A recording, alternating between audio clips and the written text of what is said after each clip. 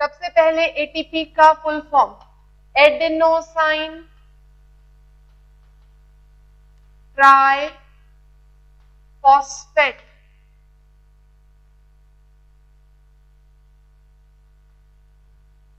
ATP is known as energy currency of cell। ATP को energy currency of cell कहा जाता है। Cell के अंदर लिविंग ऑर्गेनिजम्स में जो भी एनर्जी का मूवमेंट होगा वो किस फॉर्म में होता है? एटीपी के फॉर्म में होता है। अब थोड़ा सा बेसिक स्ट्रक्चर, वैसे ये एक न्यूक्लियोटाइड है। 12th में जब अपन डीएनए का स्ट्रक्चर पढ़ेंगे, न्यूक्लिक एसिड के बारे में पढ़ेंगे, तब न्यूक्लियोटाइड्स पढ़ेंगे। और बेसिक स्ट्रक्चर क्या है? एक शुगर मॉलिक्यूल,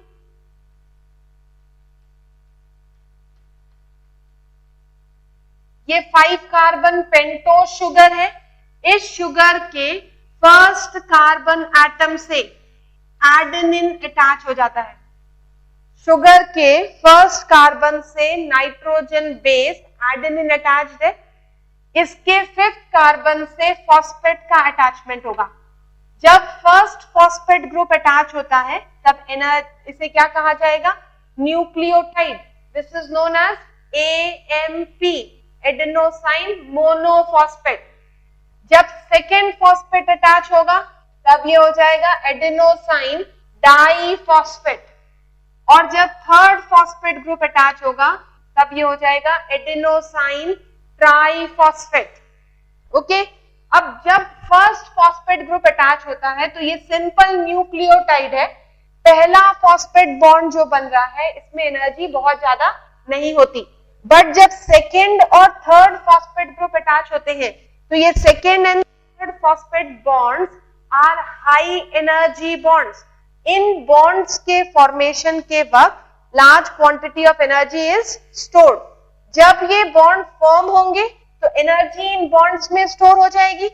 जब ये बॉन्ड्स ब्रेक होंगे तो एनर्जी लिबरेट हो जाएगी। समझ में आया? ये शुगर है, this part is sugar. Sugar से नाइट्रोजन बेस एडेनिन अटैच होते हैं। न्यूक्लिक एसिड के स्ट्रक्चर में इन चीजों पे अपन और डिटेल में जाएंगे। इस नाइट्रोजन बेस और शुगर से जब पहला फॉस्फेट बॉन्ड अटैच होगा, फॉस्फेट ग्रुप अटैच होगा, तो it is adenosine monophosphate. Now when second phosphate attaches it is adenosine diphosphate.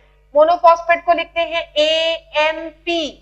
जब सेकेंड फॉस्फेट अटैच होगा तो it is ADP, adenosine diphosphate. जब थर्ड फॉस्फेट का अटैचमेंट होगा तो एडेनोसाइन ट्राइफॉस्फेट। 3 फॉस्फेट प्रेजेंट है। फर्स्ट फॉस्फेट जब अटैच होता है तब इसमें एनर्जी ज्यादा स्टोर नहीं होती क्योंकि नॉर्मली एक फॉस्फेट अटैच हो रहा है, बट एक फॉस्फेट पे जब दूसरा और तीसरा फॉस्फेट अटैच होगा तो ये सेकेंड और ये third bond, these bonds are high energy bonds। High energy bonds का मतलब इन बॉन्ड्स में बहुत सारी एनर्जी स्टोर होगी। जब ये बॉन्ड ब्रेक होंगे तब एनर्जी लिबरेट जो होगी उसकी क्वांटिटी उतनी होगी जितनी स्टोरेज के वक्त। सो ये terminal phosphate bonds are high energy phosphate bonds. Clear? अब कितनी एनर्जी स्टोर होती है? Energy terminal third phosphate bond में सबसे ज्यादा होगी। यहां तक समझ में आया? What is ATP? Right down. ATP is known as energy currency of cell. ATP is energy currency of cell. Next point, ATP is nucleotide. ATP is nucleotide which is made up of 5 carbon pentose sugar, 5 carbon pentose sugar, to which nitrogen base adenine, to which nitrogen base adenine attaches, nitrogen base adenine attaches at first carbon, at first carbon.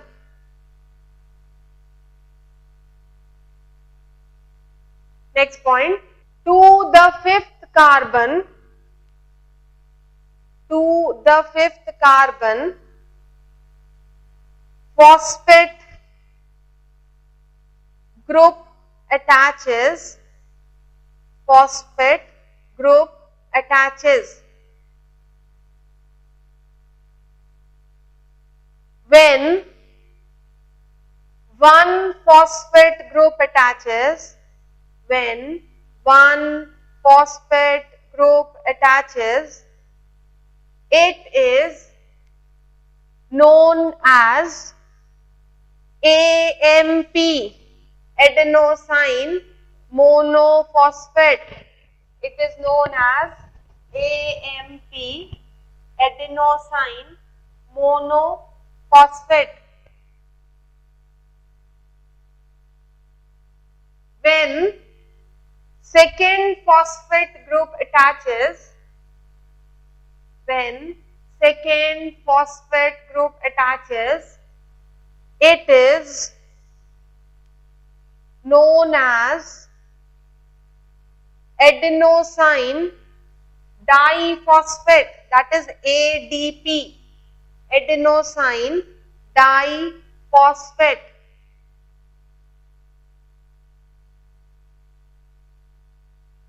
When third phosphate group attaches, when third phosphate group attaches, it is known as adenosine triphosphate. It is known as adenosine triphosphate. Okay, next point, terminal 2 phosphate bonds, terminal 2 phosphate bonds are high energy bonds, terminal 2 phosphate bonds are high energy bonds and break to liberate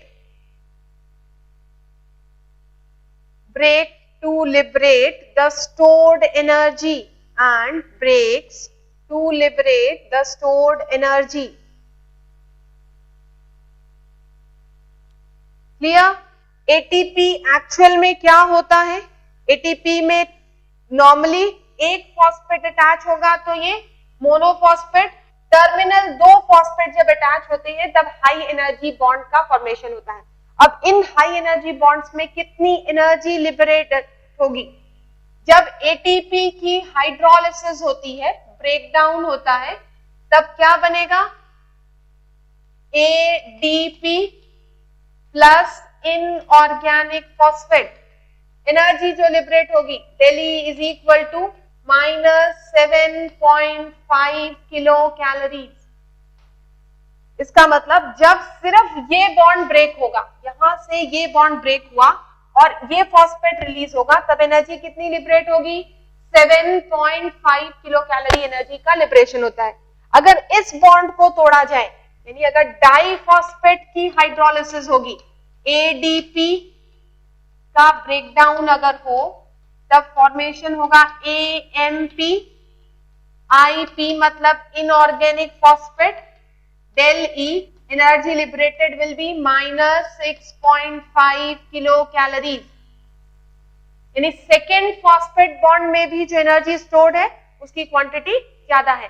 यानी ये terminal group bond सबसे ज्यादा energy 7.5, second phosphate bond 6.5। अब अगर ये phosphate bond भी टूटे, AMP से की हाइड्रोलिसिस अगर हो, एएमपी प्लस H2O ये फॉर्म करेगा। अगर यहां से ये फॉस्फेट डिटैच हो गया तो ये जो स्ट्रक्चर बचा शुगर प्लस नाइट्रोजन बेस, इसे क्या कहा जाएगा? Adenosine. This nucleotide is adenosine plus inorganic phosphate. Energy liberated will be very less, 2.2 kilo calorie. Terminal दो phosphate bonds high energy bonds होते हैं जिनमें बहुत सारी एनर्जी स्टोर होती है, जबकि जो फर्स्ट फॉस्फेट बॉन्ड है उसमें एनर्जी स्टोर की क्वांटिटी कम होती है. ठीक है. अगर हाइड्रोलिसिस इस तरह से की जाए कि एटीपी सीधे एएमपी में ब्रेक हो जाए, AMP plus 2 inorganic phosphates are liberated, then delta की वैल्यू कितनी होगी? -8.6 किलो कैलोरी. इसका मतलब है कि ये बॉन्ड नहीं ब्रेक होगा, सिर्फ ये बॉन्ड ब्रेक हो जाए, ये दोनों एज सच अलग हो जाए, तब जो एनर्जी लिबरेट होती है उसकी वैल्यू होती है -8.6 किलो कैलोरी. समझ में आया यहां तक? तो क्या याद रखना है कि एटीपी हाइड्रोलिसिस के वक्त कितनी एनर्जी लिबरेट करता है? एटीपी की जब हाइड्रोलिसिस होगी, टर्मिनल फॉस्फेट बॉन्ड ब्रेक होगा, then energy liberated will be 7.5 kilo calorie. Minus क्यों लिखा है? क्योंकि अपन ने डेल्टा ई के टर्म्स में लिखा है.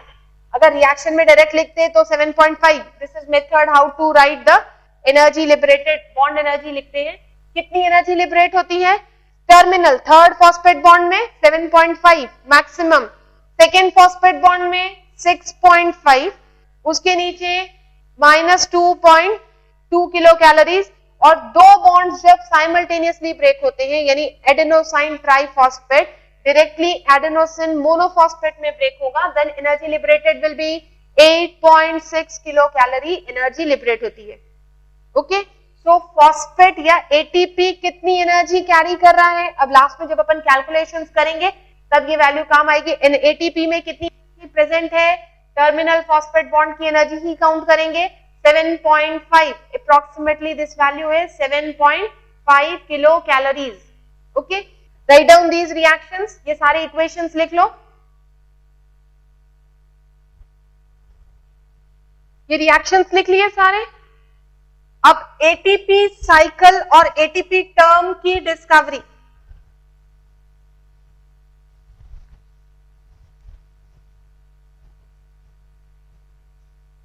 Now ATP was discovered by Lippmann. Write down next point. ATP was discovered by Lippmann.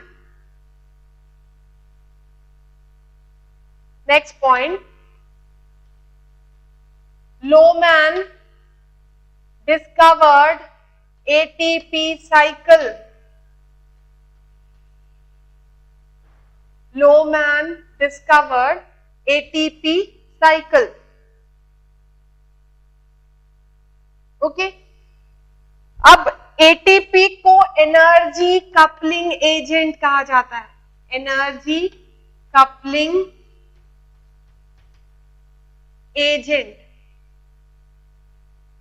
देखो एक्चुअली क्या हो रहा है, रेस्पिरेशन में, सेल्यूलर रेस्पिरेशन में ऑर्गेनिक मॉलिक्यूल्स में जो एनर्जी ब्लॉक्ड है वो ब्रेक होगी, उससे एटीपी का फॉर्मेशन होगा.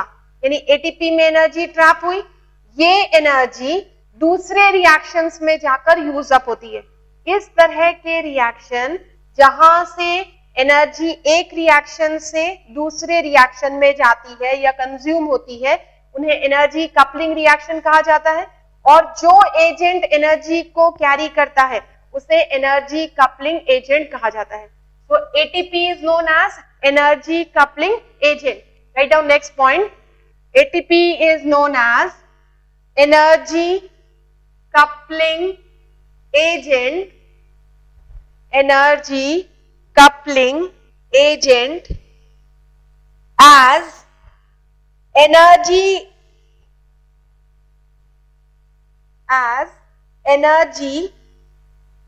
is released and transferred to energy released and transferred to another form to be utilized by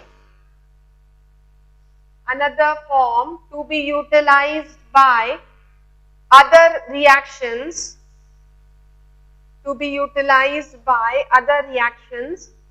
are known as energy coupling reaction.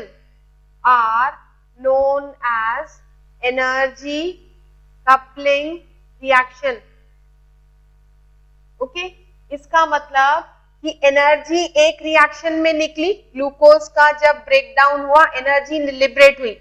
इस एनर्जी को किसने ट्रैप किया? एटीपी ने ट्रैप किया। अब एटीपी सेल के अंदर मूव करेगा, जहां भी एनर्जी रिक्वायरमेंट होगी वहां पर एटीपी ब्रेक होगा और एनर्जी उस रिएक्शन में दे देगा ताकि वो रिएक्शन में एनर्जी यूज अप हो सके। इस तरह के रिएक्शंस क्या कहलाते हैं? एनर्जी कपलिंग रिएक्शंस कहलाते हैं। और एटीपी एनर्जी कैरी कर रहा है। दो रिएक्शन में एनर्जी ट्रांसफर का काम कौन करता है?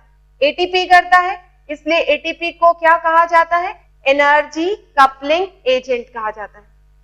ओके, समझ में आया? ये energy is liberated in one reaction, उसे किसने ट्रैप किया? एटीपी ने ट्रैप किया, और दूसरे रिएक्शन में एटीपी ने वो एनर्जी दे दी। तो एनर्जी दो रिएक्शंस के बीच में एनर्जी ट्रांसफर का काम करता है एटीपी, इसलिए एटीपी को क्या कहा जाता है? एनर्जी कपलिंग एजेंट भी कहा जाता है। ओके, अब रेस्पिरेशन का रिएक्शन है। दो तरह के रिएक्शंस पढ़ते हैं केमिस्ट्री में, तुम लोगों ने पढ़े होंगे। Exothermic reaction, endothermic reaction. जिसमें हीट लिबरेट हो रही है वो है एक्सोथर्मिक या एक्सर्गोनिक रिएक्शन। जिसमें हीट कंज्यूम हो रही है वो है एंडोथर्मिक या एंडरगोनिक रिएक्शन। रेस्पिरेशन किस तरह का रिएक्शन होगा? Now answer my question. Respiration किस तरह का रिएक्शन है? एक्सोथर्मिक या एंडोथर्मिक? नहीं, एक आंसर दो, दोनों मत दो।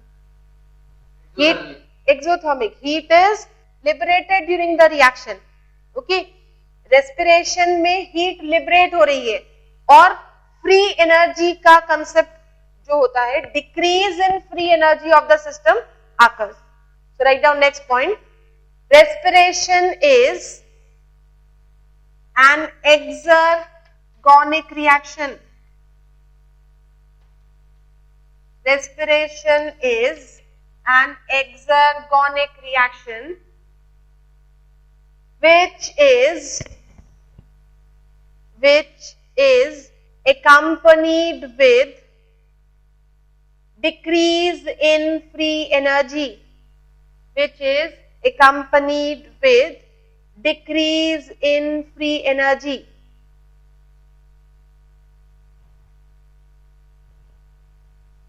Which is accompanied with decrease in free energy.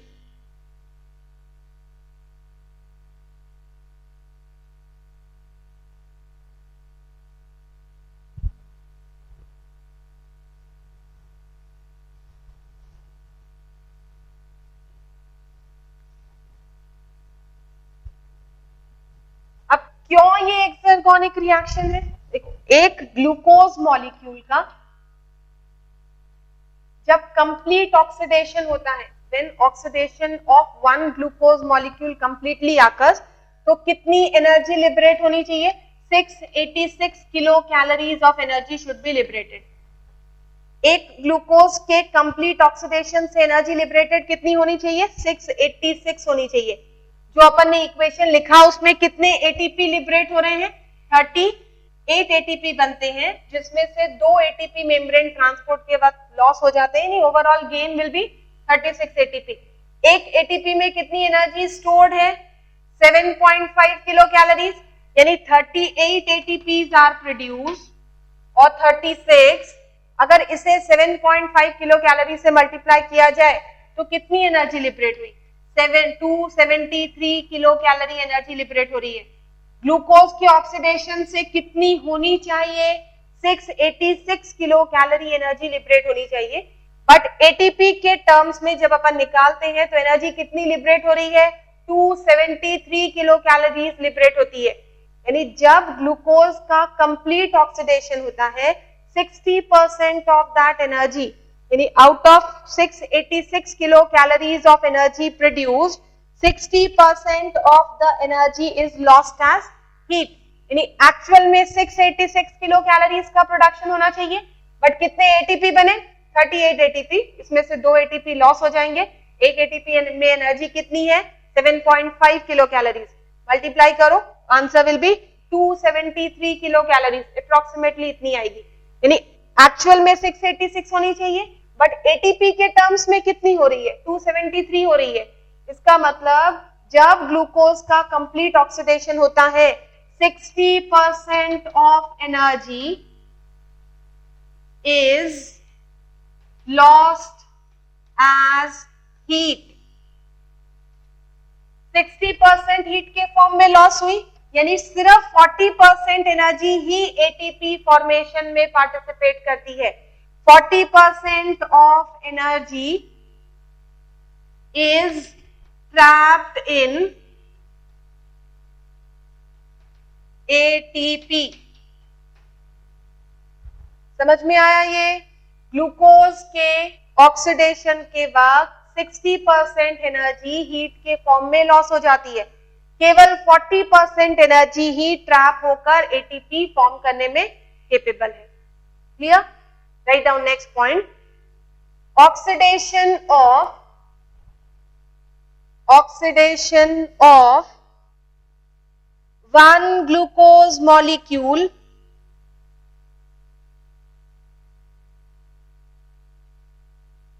liberates 686 kilocalorie of energy।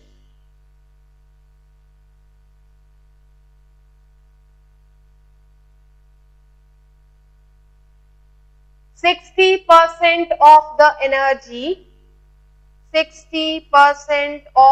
energy is lost as heat। 60% of energy is lost as heat। Only 40% of the energy, 273 kilocalorie is trapped in the formation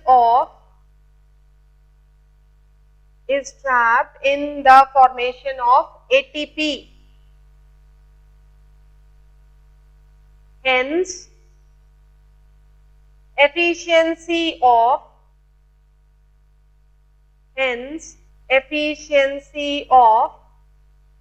respiration is 40%. Hence, efficiency of respiration is 40%.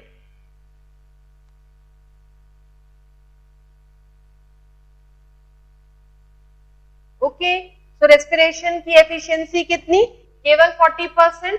60% जो energy liberate होती है that is lost in the form of heat. Clear?